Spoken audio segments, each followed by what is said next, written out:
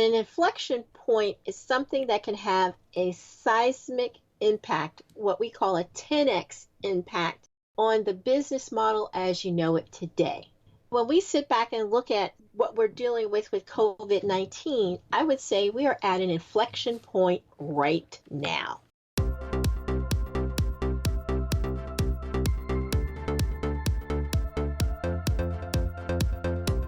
I'm Dan Smolen, and this is the Tightrope podcast. We tell the stories of people who are defining the future of work. Our guests walk the tightrope away from meaningless toil and towards work that is profound, protects the planet, empowers people, and is fun to do, meaningful work. The stories that our guests tell and the insights that they provide will inspire you to connect with work and experiences that stoke your passions and make the world a better place, for the future of work is meaningful work.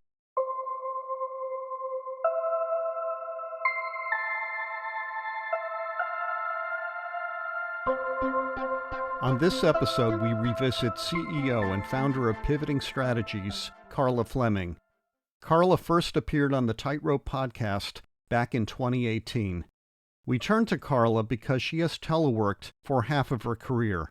And over that time, she developed and perfected time management hacks that render the remote workday both productive and successful. As a management consultant who studies market trends and business best practices, Carla says that the COVID-19 coronavirus has brought us to an inflection point that will permanently change how we work. We spoke with Carla Fleming earlier this week by way of Skype. So welcome back to the Tightrope, Carla Fleming. Hey, Dan, it's great to be back. It's great to connect with you from a social distance. I wish it were closer. I know, but hey, we're practicing what everybody else is practicing, so this should be fun. It should be, and it will. So on this podcast, we talk about the future of work, and through your company, Pivoting Strategies, you have become an expert of sorts on future of work issues, and especially working remotely. And I want to know from your informed standpoint how you think work is changing as a result of COVID-19 and social distancing. No, I think it's changing a lot. Really, I would say there are three ways it's changing. It's changing the way we work and educate. Instead of going into the office now, everybody's learning how to work remotely. I think it's something that entrepreneurs who have startup businesses have figured out, because the cost of technology has come down to such a point that you can look like a big company, operate the same way as a big company in a remote environment.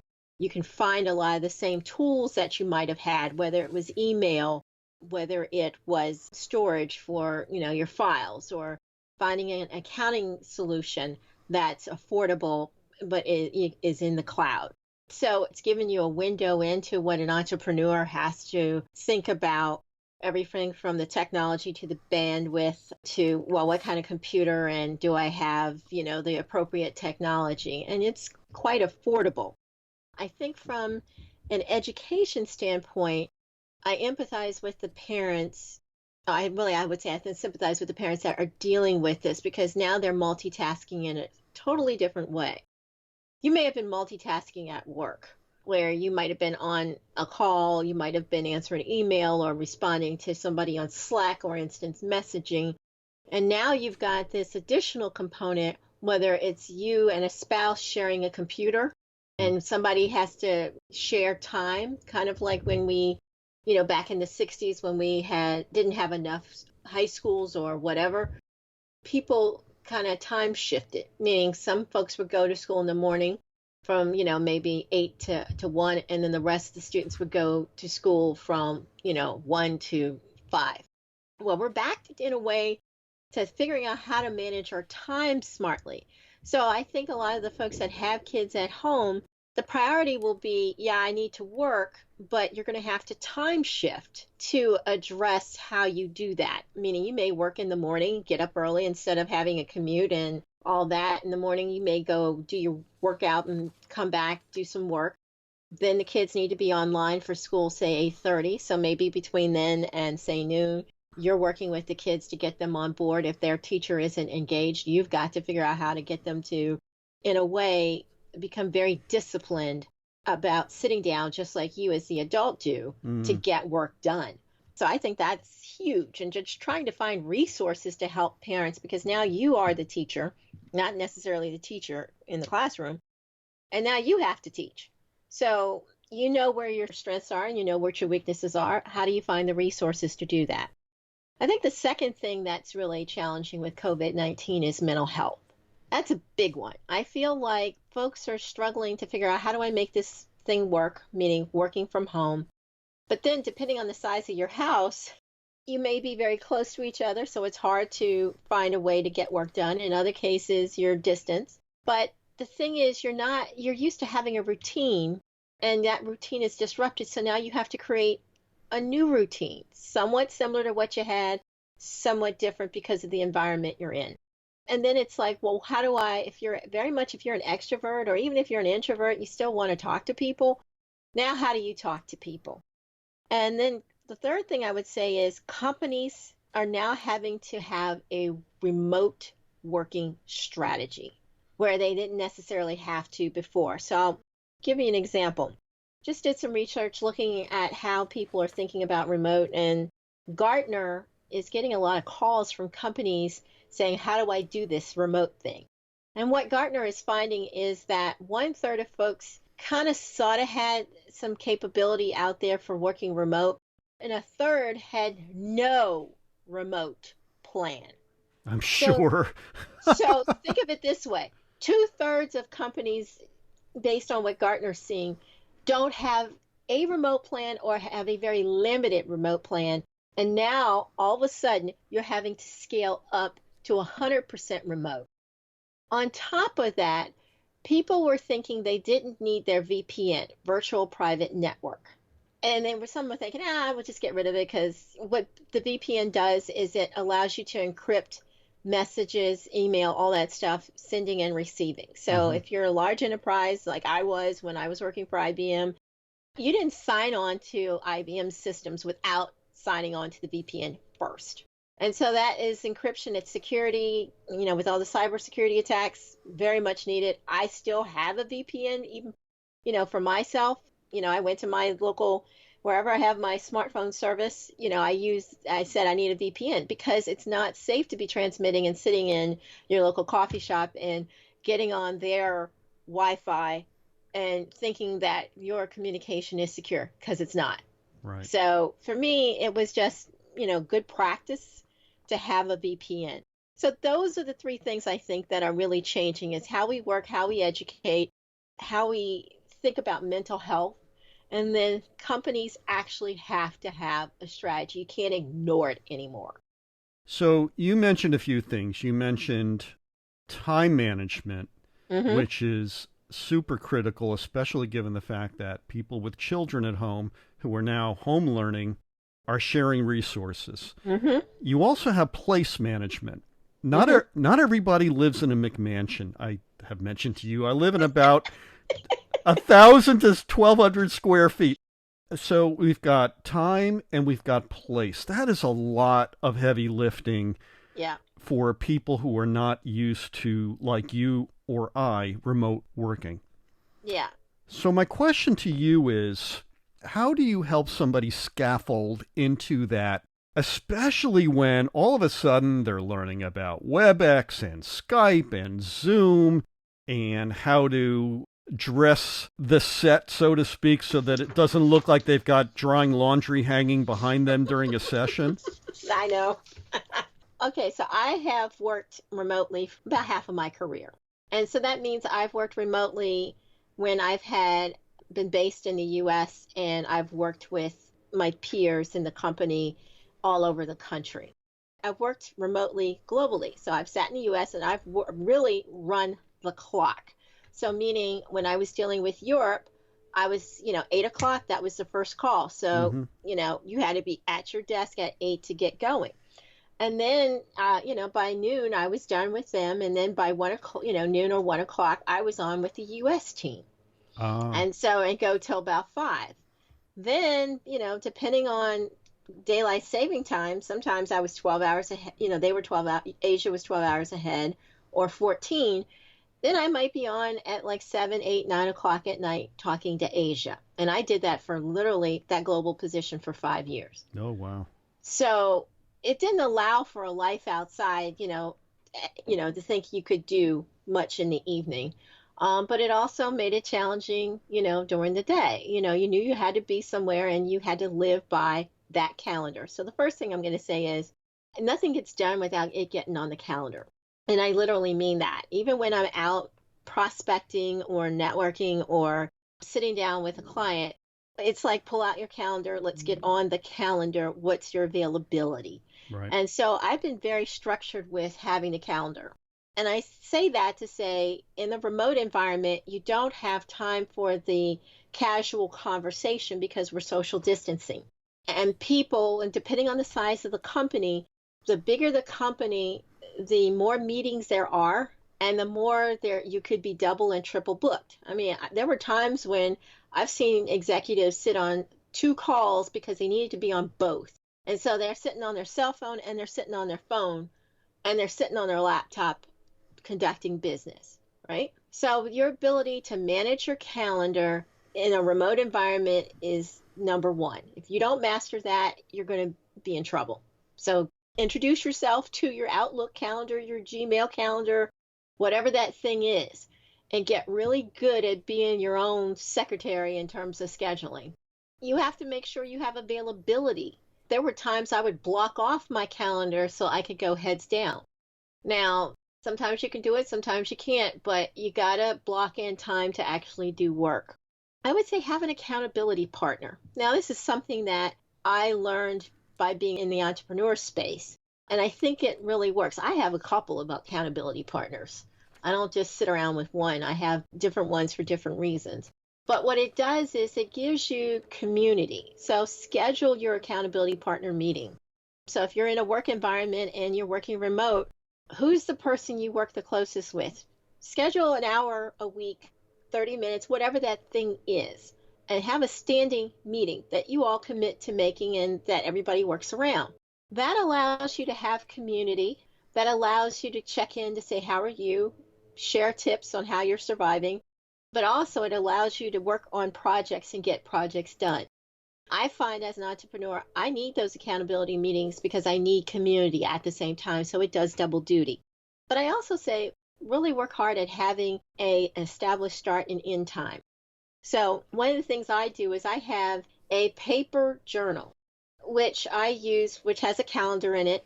And I know when I said that to one of my accountability partners, he couldn't believe I had a handwritten journal. And I said, I know it sounds weird in the age of electronics to have one of these, but I'm actually going to tell you, you need to get one because it makes you more efficient. So I'll give you an example. On Sunday afternoons or Sunday evening, I will sit down and map out what my week looks like. So I will take into account what time I'm getting up, what time, is there exercise involved? What time do I expect to get started? What do I want to do first thing in the morning and roll out the rest of the day? When do I have lunch? All that stuff. And I roll that in. And then I kind of figure out when I want to end. Now, am I perfect at adhering to my end time? No. But it at least helps me organize what are the key things I want to get done for the week. The reality is you should have no more than 3 things on your list to get done for the week, meaning big major projects. You still may have other things that are smaller tasks. Log those as well and just log in the days because some days you're going to have more time. You can play catch up.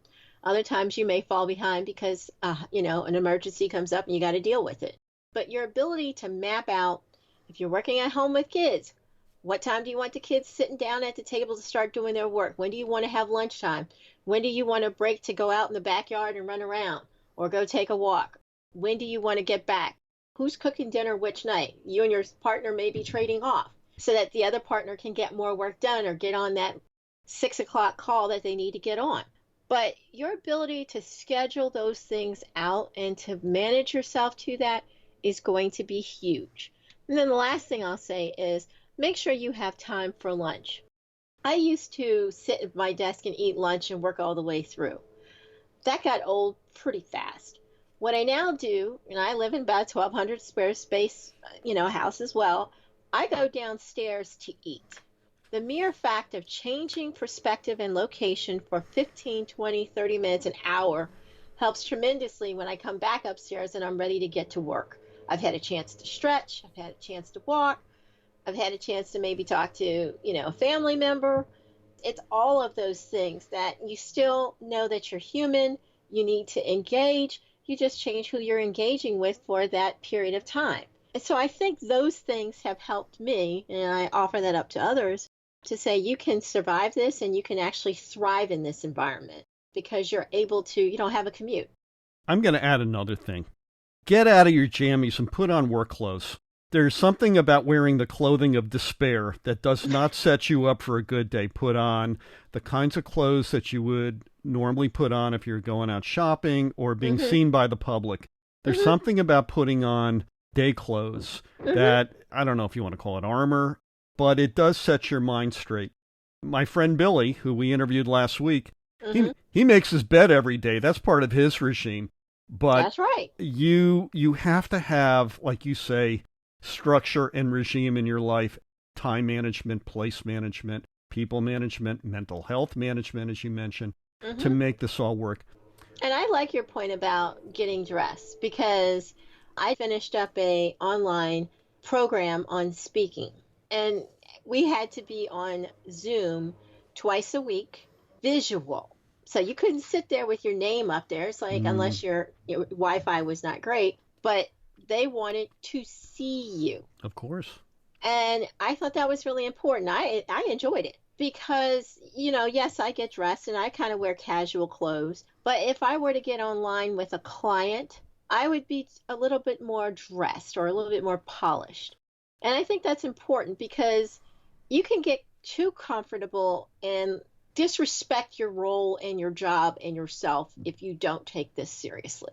Indeed. Say, Carla, I want to pivot. No pun intended. No pun intended.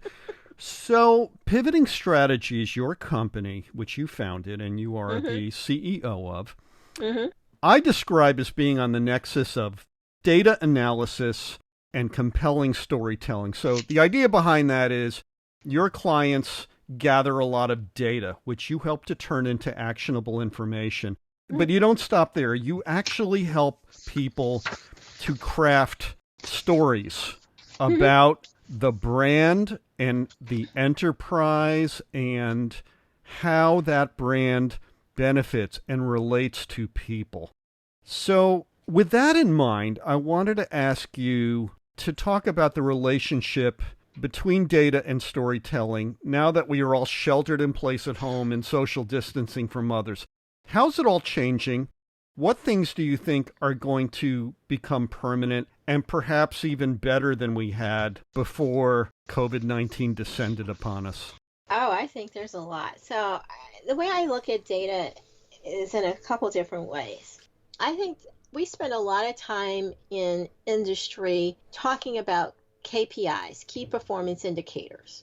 We spend a lot of time looking at our lagging indicators like return on investment, like cost of acquisition or click-through rates, right? Yeah. Those give us a window into the past performance, and that's what we are constantly measuring ourselves against. Then we look at the second type of indicator, which is current indicators. So that might be, well, what's the cash flow that we're generating from certain products or a product launch as of a specific date, like it might be today or whatever. And so, it might be also how many people do we have registered for an event today, if we're looking at registration numbers. Those give us a window into what's going on today and what's that story. The third indicator I think that folks do not spend enough time looking at, putting on their plate, and making a conscious effort in their cadence meetings to sit there and really think about and grapple with are what I call leading indicators. And what are leading indicators? Well, they're really, first of all, they're not KPIs. They're not key performance indicators. Instead, they're what I call stories. So they give you a window into the future.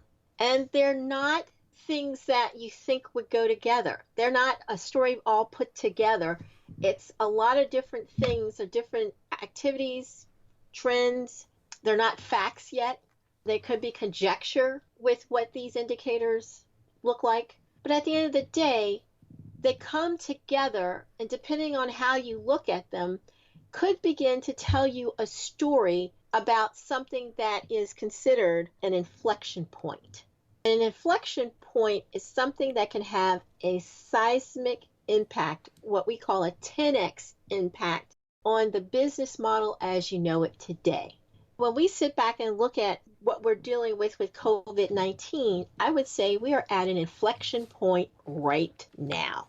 So when we look at those leading indicators, if we just take this COVID-19 and say, how could we have spotted this or at least begun to think about it as a business and had a remote plan in place? Or if we are thinking about delivery services, how could we have known that this was going to be a big deal? And sometimes those leading indicators show up as stories. But I'll give you an example of some leading indicators that were out there. So for the past, 15 years, we've had the technology, or the technology has developed enough to allow us to work from home. And it's built up enough of an ecosystem. So think about this. Zoom, which everybody is using right now, was established in 2011. WebEx, 1995. WebEx is what a lot of corporations use. A lot of smaller organizations will use Zoom. And then if you think about Skype, it was developed in 2003. All right? So that part of the ecosystem has been there since at least 1995. And it's been constantly improving. Price has come down. Availability and access has come down. It's spread across the country. 2, think about the fact that 96%, according to Pew Research, 96% of Americans have a smartphone. Then think about the fact that between 2000 and 2015, we've had a series of epidemics and pandemics around the world. So we had SARS, which was in 2002 to 2003, H1N1, which was the 2009 flu pandemic, and MERS 2012 through 2015 in multiple iterations. This COVID-19, it's just a continuation of what we've been experiencing out in the world for the past 20 years. And then think about the fact that the home delivery strategy for restaurants, which we now see a ton of restaurants that refuse to do home delivery or didn't want to get on the app, are now jumping on. But think about the companies that were established. Grubhub, established 2004, and it's the largest in the country. DoorDash, established 2013. Postmates, established 2011. Uber Eats, established 2014. So we've had some type of delivery service available for the past 16 years. So that infrastructure has developed and it's there. 2 other things I want to highlight. Online education with Coursera, Udemy, Khan Academy, General Assembly, K-12, it's been around for years. Even your universities, if they've done executive education programming to make more money for the university, it's been there. Blackboard's been around for at least 10, 15 years? And then think about this. This is what I thought was really interesting.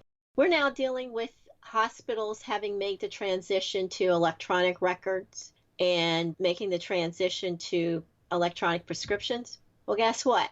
Telehealth and telemedicine have at least been around since 1879 for telehealth, when the Lancet Journal suggested using the telephone instead of office visits to help to serve patients. And telemedicine's been around at least since 1906 as a concept. So different pieces of this infrastructure were already there. It wasn't until COVID pushed us to work remotely that we're now leveraging all of these components. And that's huge. So as leading indicators, all this stuff was there for us to look at. The challenge was, how did we as companies, as businesses, as organizations think about it and embrace it? So going back to that Gartner example, think about the fact that 2/3 of companies did not embrace this technology. And now we are, because we're pushed into it. And that's what I feel like leading indicators create for us, is this opportunity to think about our business and in what trends are there. But inflection points are what force us to change the way our business model works. And that's what's happening right now. We're having 2 weeks of panic, fear, and whatnot. But in another week or two, people are going to settle into a new routine. That's the interesting thing about this. We're never going back. And to me, that's a plus. Mm-hmm. It's scary, but a lot of things are going to change. Carla, I really appreciate the time with you today. One last question. You write an amazing blog called The New CEO. How would somebody discover that, and where would you point them on social media to find you? Well, I would point them to follow me on LinkedIn, because that's usually where I'm most active. You can look up Carla Fleming, or you can look up the company page, Pivoting Strategies. For Twitter, I'm at Pivoting, and it's the word pivoting, and then strategies is spelled STRATGS. Facebook and Instagram, it's spelled out as Pivoting Strategies. Well, thank you so much for being on. We'll get you back on to reflect more on the future of work. Thank you. Oh, you're welcome. Thanks a lot, Dan.